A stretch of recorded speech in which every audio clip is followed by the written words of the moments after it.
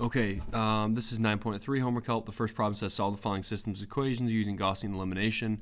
If there are no solutions, type N. If there are infinite many solutions, type Z. Okay, now we can add these equations together, and we can use elimination to solve this by hand. So what we're going to do is we're going to look for a variable that's easily eliminated. So in that case, I'm going to look at this column, and the reason why is because those are all multiples of 2. So that makes it really easy to eliminate the variable z, for example. So if I multiply the first equation by a -1 and add it with the second, I get this equation 2x plus 7y equals -6. So that gives me one equation with 2 variables. Now I want to do the same thing and eliminate variable z using 2 different equations to get another equation with 2 variables. So let me erase these. And now I'm going to do, for example, I'll multiply the first equation by -2, and I'll add it with the third equation. Okay, so I can even write that to keep track of things. -2 times row 1 or equation 1, adding it to row 3 gives you a new equation. And that equation I'm going to write right here. All right, so this new equation would be right here. I'll just write that down first to be -8x plus 0y plus -4z equals 0.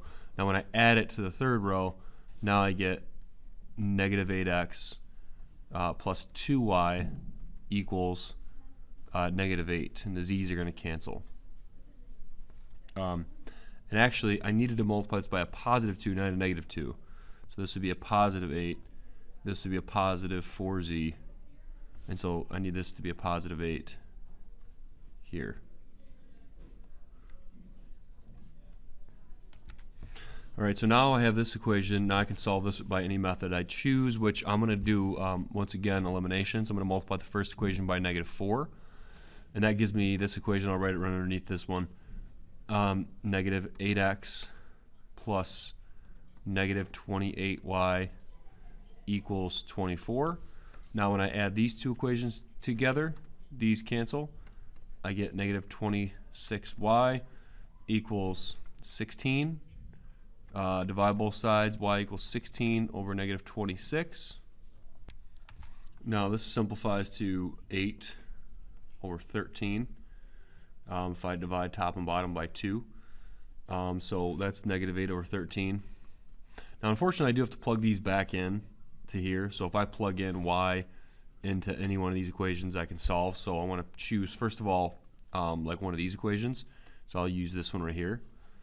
That has 2 variables, so I can, if I plug y in, I'll get x. So if I do that, -0.846. I had to use my calculator, so I just plugged this in right here, multiplied it by, right here, multiplied it by 7, move it to the other side, divided by 2, I got this decimal. And then you just plug them both back into any one of these equations to solve for z. So I'll just choose the first equation here, and that gives me 16 over 13 as a fraction. Okay, the next problem gives us a system of 4 equations with 4 variables. Now I'm going to show you an easy way to do this, and because we're running out of time, we're going to probably just do this the easy way. Now we could do it the way we just did the last one, where you choose variables to get rid of, so you can work yourself down to 2 equations, 2 variables, and eventually 1 equation, 1 variable to solve.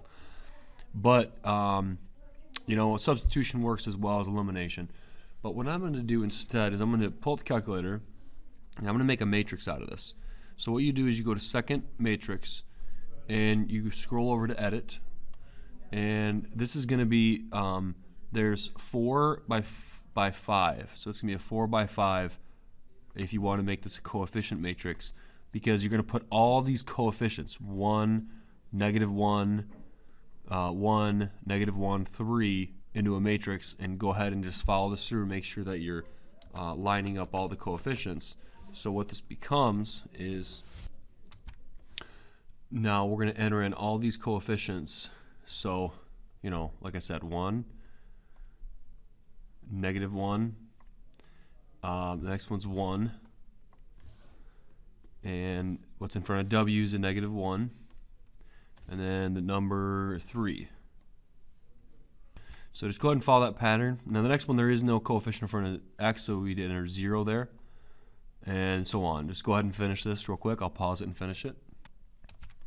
Okay, so once you're done, now we're going to quit out of there, and we're going to go to second matrix again. This time scroll over to math, scroll all the way down to the bottom, and we're going to choose this RREF, which stands for row reduced echelon form.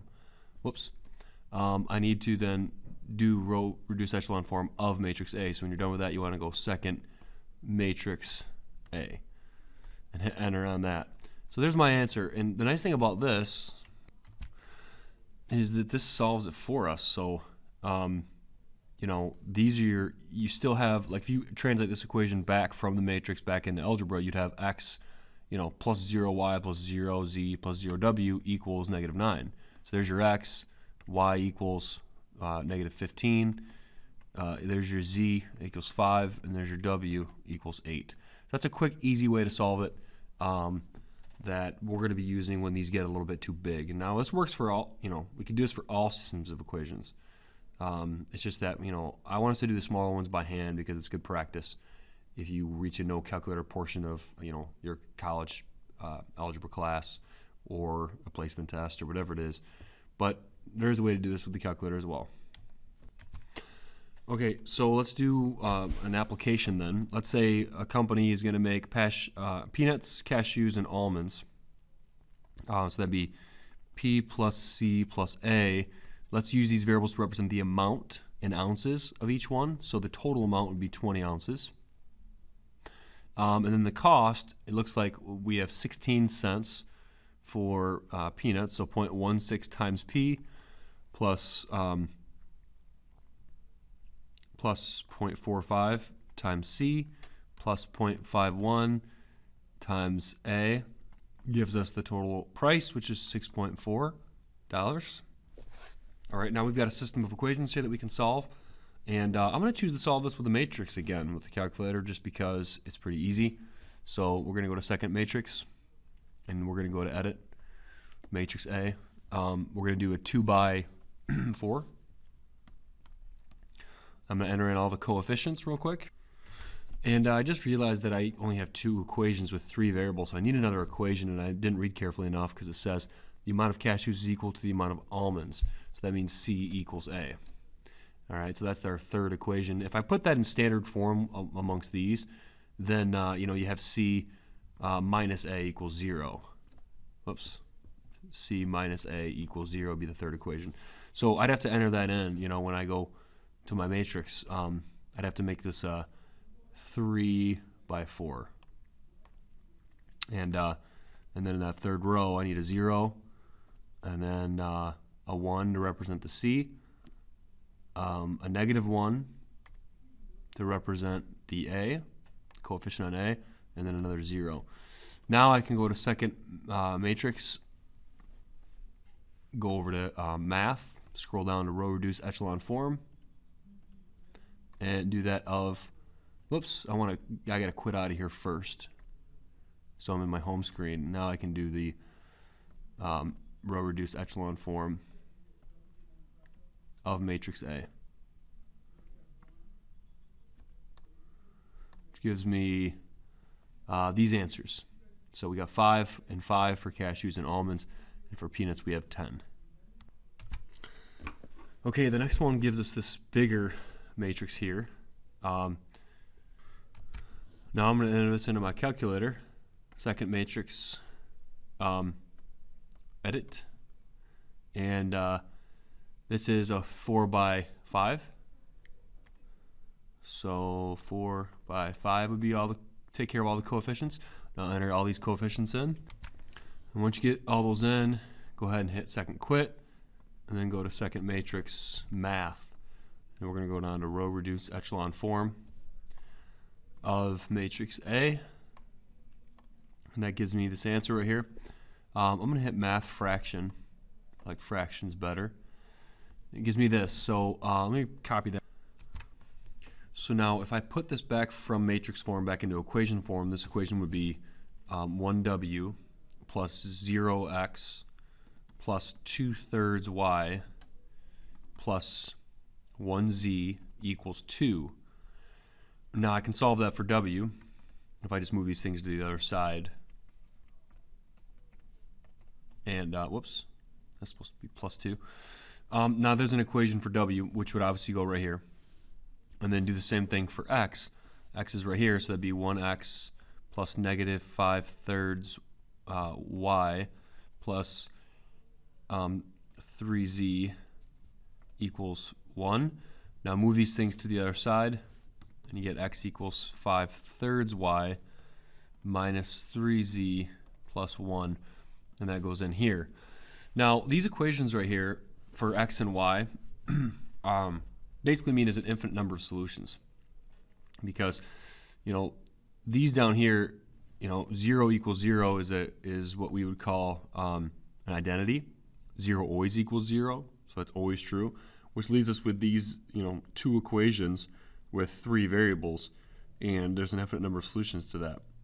Pick a number for z, for example, and there's an infinite number of solutions for, actually there's 4 variables, 2 equations, 4 variables. So there is an infinite number of solutions, and those are the equations that they're looking for. So let's expand on that concept, and let's do one of each type. So one where there's one solution, one where there's an infinite number of solution, and one where there's no solution. Now, we're going to do this in the calculator just because it's quickest and easiest. So we could do this by hand really easily, especially because the z's, for example, are all multiples of each other in this one. So we could eliminate and get down to 2 equations, 2 variables very quickly, and do it by hand. So that's good to practice by hand. Make sure we can do it both ways. I'm going to do it in the calculator real quick. So once you have it entered in, you go to second matrix math and scroll down to the bottom, row reduced echelon form of matrix A, where I stored it, and it gives me this equation. Now, once again, this is similar to the last equation where it gives me 0 equals 0, which is an identity, and it gives me 2 other equations. And I can write those 2 equations down, but this means infinite solutions when you see this. Okay? You don't have any specific solutions, and in fact, you have an identity for the third one, which, 0 equals 0, which is always true. So for that one, I'm going to put an I representing infinite number of solutions. All right, now I'm going to do the same thing for the second one now. Plug this into my calculator under second matrix, edit matrix A. Once you get that in, once again, you go to second matrix math, scroll down to row reduced echelon form of matrix A, and this gives me this equation. Now this you'll notice if you copy this down and put it back into equation form, you'll have 0 equals 1 in that last equation. So 0 equals 1. That's a contradiction. 0 never equals 1, and what that means is no solution. And then the last one, I just paused it and did it for you. You'll notice that this gives you one unique solution because you got the 1s all on a diagonal. So what that means is x equals -1, y equals this really small number, and z equals 1. So there is one specific solution for x, y, and z, so we're going to call that U for unique solution.